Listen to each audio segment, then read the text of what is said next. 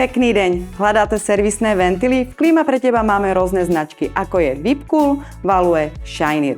Hlavnou funkciou servisného ventilu je otváranie alebo uzatváranie prietoku kladiva v servisnej hadici, aby pri odpojení sme mali minimálne straty kladiva.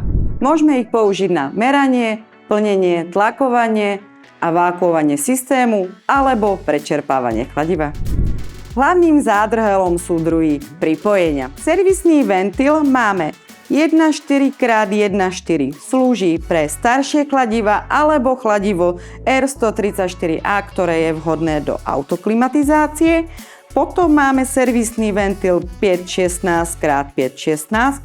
Ten je pre novšie kladivo, ako je R410, R32 a hlavne vhodné k servisným hadicím 516. Najpoužívanejší servisný ventil k zariadeniam AUX a náradí Value Whirlpool z Klímy pre teba je 1.4x516. Viac nájdete na www.klimapreteba.sk.